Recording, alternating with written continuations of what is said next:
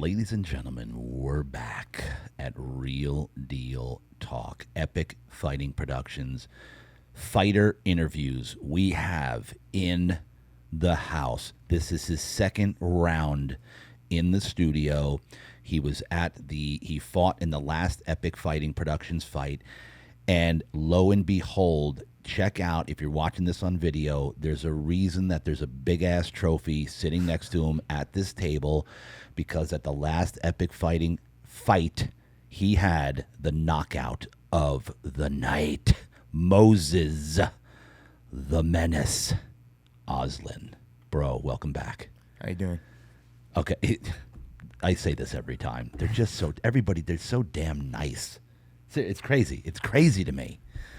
You know what I mean? Because I'm used to like growing up, like watching like Muhammad Ali and all these guys that were so in your face and flamboyant, right? Tyson and all the MMA fighters. It's a whole different ball game. They're just so nice. All right, sorry. I know I mention that every time, but I don't care. It doesn't get old to me. All right. The Menace is in the house. The Menace, bro. I remember this fight. Talk to me here. You got it done. Yeah. And so talk to me. Let's just start right out the gate here with the knockout. Give me the rundown of that last fight. How did it go? Like, give me the beginning. What were you feeling when you got in there? Talk to me. So I would say, like, let's just say from the start, from when I hear my walkout song and it's time to go. I see that guy, the camera guy's flashlight turn on and he's rolling. You know what I mean? Everyone turns their head and looks. Oh, who's that? You know what I mean? When they hear your name announced, and it's definitely a big, huge flutter of like nervousness, but it's a nervousness. I don't know if you've ever heard like this John Jones part of a podcast. He talks about how you could harness it like a power, or you could let it like just debilitate debilitate you. Exactly. Yep. So I was able to harness that power in that moment and just lift myself up and know, like, for sure. I seen him. He walked out first. I think he made like eye contact with me when I was like turning the corner to go to the cut man. And I remember like getting that little peek and seeing in his eye, and I was like, all right, cool. Like, it's time, you know what I mean? It's here, like, we're gonna make this happen. So whatever. So I walk up, they're greasing on my face. I see my friends over there in the corner, they're cheering me on. That's like another boost of confidence. I turn around, I hug my coach, boom, another boost of confidence. I hug my teammate, he whispers in my ear like, all right, we trained hard, it's time to get it, bro. That's my teammate Carlos. Boom, like ultimate boost of confidence right there. And I see the stairs, and every time I like walk up to a cage for an MMA fight, I look at the stairs and I see like, okay, each step I'm going to gain my confidence. And as soon as I get in that cage, it's like, you're glowing, bro. Like, you have all the confidence in the world. You're going to get it done. You're not going to have one little bit of doubt in your brain. So I climb up those stairs, each step, confidence, get in there, unstoppable. Walk over there. I'm trying a new thing where I look at them, but like when I get in there, and I don't look at them until I get to my corner, because they try to make some little comment when you walk past them or say something to get in your head. Not about that. I just turn around, whatever, skip to my corner, and then once I'm across, then we can make all the little eye contact you want or whatever, because it's gonna go down. You know what I mean? So I remember getting in there, and I see him, and my hands start getting sweaty because because to be honest, bro, that guy Nick that I fought my last one, chill ass dude, bro. Yeah. I talked to him after every epic, like before that, watching my teammates fight or just being there. You know what I mean? And I've always been like, oh, bro, you're going to get it, because I do believe in him. I see, like, even though we're around the same age, I see my less experienced self in him. Yeah. You know what I mean? Yeah. Or my first beginning, my journey of fighting and stuff. And so it was awkward because we're so cool. Even at the weigh-ins, he was like, oh, damn, bro, like, you look scary as fuck. Like, you have all these muscles and shit. And he was telling me, like, all about his life and whatever. So it was cool. I really commend the dude. Like, he's a good guy. But we end up walking in there, and I see his face, just a total change. Like, he's, like, looking like, well, just someone that wants to cause me some harm. You know what I mean? Yeah. And it was kind of awkward. Like, it wasn't fake of him, because I knew that, you know what I mean? When you get in the cage, that's what has to happen. But it was just like, oh, okay, like, you know what I mean? Yeah, we aren't friends at this moment. We're not, you know what I mean? And I remember my hands getting sweaty, and I just remember, all right, I'm going to wipe off the sweat off my hands, ball them up, and then just be ready, you know what I mean, as soon as he says go. And yeah, the you know what I mean, the ref said, let's fight. Went out there, I think just bing, bing, bing, few quick hits. Like, I just remember trying to land on his chin, and he actually caught me when I was going down for a takedown, knocked me off balance for a minute. It wasn't like it hurt me. It was more like I was going down and I kind of went into his punch, but I was still able to get the takedown. I snagged him down to the ground. He tried to get back up. I think he was trying to lock in like a submission. I don't know if he had the right adjustment. I didn't feel it getting tight at all. So I didn't even realize he was trying to do that until I heard in my corner like, hey, be careful for that guillotine and or guillotine Yep. or whatever. But so I took him down. He tried to get up. I snatched him back down. I ended up thinking like, all right, this kid's just going to keep trying to get up, and I don't want to waste the whole only 2 minutes that you have. Just like, even though that would be me in a more dominant position, I would rather like get the fight going. So, because I feel like I can make more happen like that. Right. So I ended up on the, I would say, third or fourth time he tried to get up.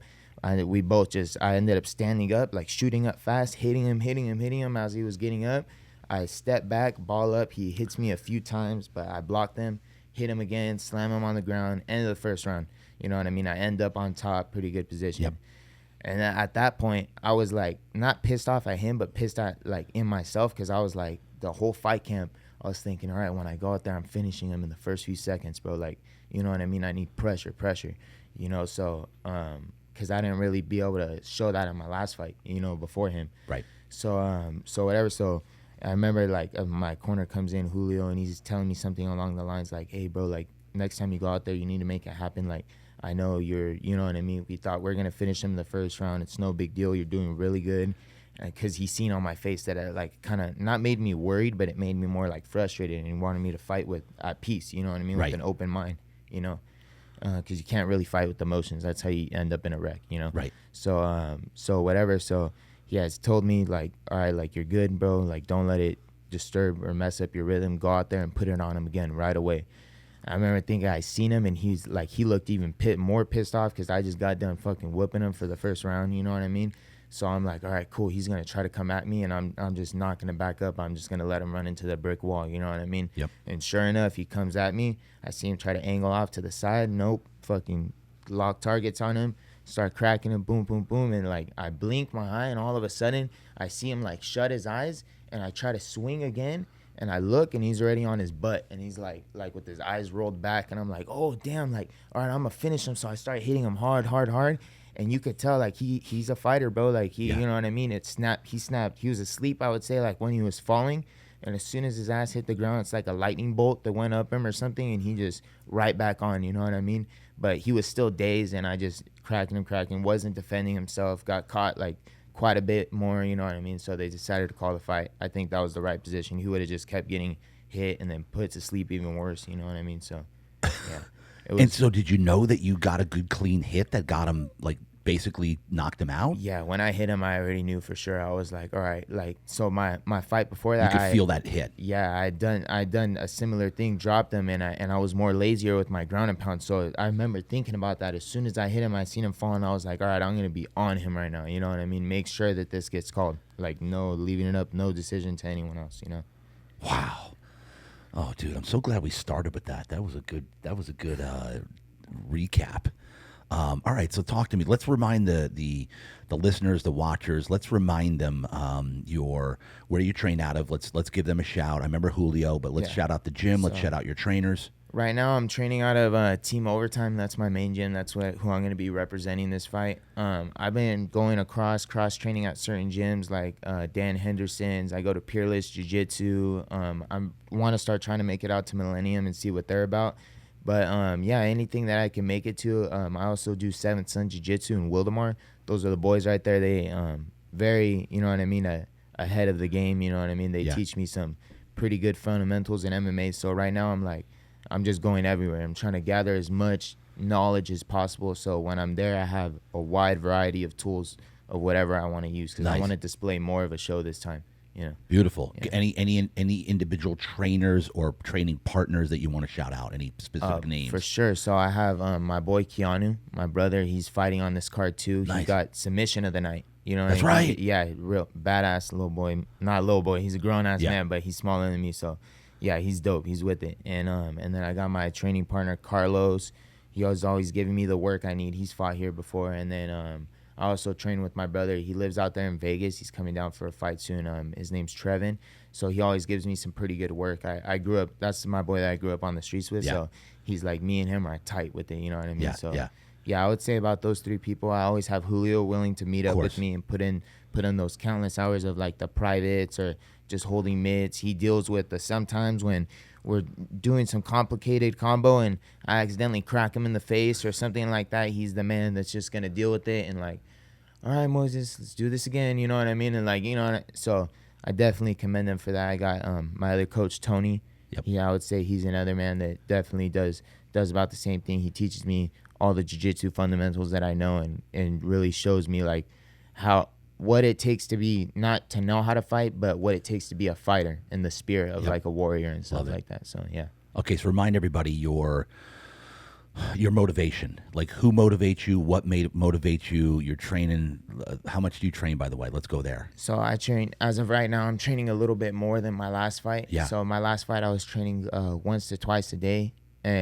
But it would mainly fall in like once a day, a hard session, because I'm working a lot right now. I have full time. But I've unlocked to like a new mindset, a more mature mindset, and a more wanting to get after it, you know what I mean, type of mindset. So it doesn't matter how many hours I work now. When I get home, doesn't matter if it's 1:30, 2:30 in the morning. I go for my run, my 3 miles, a mandatory 3 miles, night and in the morning. So, sorry, excuse me. When I wake up, I do my 3 miles in the morning, and then whatever, I go get my daughter. Then I go to my training session so I can get down my fundamentals. And then after that, I go to work, do what I need to do at work at 8 to 10 hour shift. And then after that, I go run another 3 miles and then get in my sleep because, you know what I mean, that rest. If I'm doing all of that, I'm going to at least need my few hours, you know what I mean? So, yeah. Okay, so who do you fight for? Let's recap this. I fight what we talked about last time. I fight for my daughter. And so, you know what I mean? So I could show her the man that I want to become and, you know what I mean, the example that I want. Obviously, she's a girl, but the example that I want as just a person and character of what you need to have going through the world that whatever is becoming of this world, you know what I mean? Just the society that it is. I want her to show the thickness and the tough skin that you need to have. Yep. So definitely I do everything for my daughter, number one. And then I also do it for just so that I could prove to myself it's healthy for me, for my mindset and the type of person it is. It's healthy for me to go get the camera on me. Look what I've been training on. Look what I've been like training to do in this show that I can put on for you guys and the abilities that I have to show you. It's not just fighting. It's not just, oh, like I have the ability to hurt this guy. No, I have the ability to perform this beautiful presentation in front of you guys of violence. You know what I mean? And show you what it's like, what I can do to someone, you know what I mean? Not just hurt them, the plan or the techniques that I can do to slowly break them down into becoming the victor, you know what I mean? The one above them, you know? I love it, dude. So would you say coming into this fight, you're even more prepared, you're more mature, even better qualified? Would you say that with confidence? With confidence, yes. I'm very confident. I know the story's already written. Whatever's gonna happen is gonna happen, you know. But I'm definitely gonna make sure it stays on course to what I want to happen. Yep. You know. Do you know who you're fighting? Yes, I'm fighting. He fought at the last fight. He was the first fight. Yeah. He's a young kid. You know what I mean? But I was a young kid too. I fought at 17 against a grown man lying on a contract saying that I was 18 just so I can get in there and experience it. You know what I mean? So it's like I commend him for it, but I'm also familiar with it. You know what I mean as well. So I know the hunger and the drive that he must have to be able to get that first win, and that's, you know what I mean. I commend him for it. That's dope. You know what I mean? I understand him, but I've already walked over those steps and I've gone through my struggles. I've gone to fights where I've lost because I didn't have the right mindset. I've gotten hurt before, you know what I mean? So I've been through all those steps. So for someone to be back here and like he's trying to do the same thing, which I understand, you know what I mean? There's no way possible I'm going to let that kick me back down to that level, you know what I mean? I'm going to have to keep pushing forward and, you know what I mean, doing anything possible to be able to make sure that I maintain the momentum that I have to show everyone who I could be, you know what I mean? That's the only way. Come on. So that's right. You said it's already written. What does that mean? Yes, sir. Well, it's already written in whatever, in history, whatever. It's going to be what it's going to be. You know what I mean? Whether I go out there and I knock him out in the first few seconds, or I go out there and I submit him, or it's an all-out dog war and I still win. You know what I mean? Either way, it's already written out to what it's going to be, and I'm comfortable with it. I'm just going to go in there and make sure that I can execute everything that I need to at the best of my ability. Love it. The hat, worship. What's going on there? Oh, so this is my brother. My brother, he's trying to be a youth pastor. Nice. And or some he does something like that, but Yeah. he does Bible studies. I've been trying to meet up with him recently. It's in Cornerstone, so it's just all about worshiping the Lord and people that are younger trying to grow a closer relationship to God. And not, I think that's important because he's connecting with people that are that aren't so like that might be scared of the traditional like Christian, you know what I mean, Yep. hard Yeah. religion and stuff, Right. and it's guiding away from trying to make a relationship with God. No matter who you are, you can be the worst person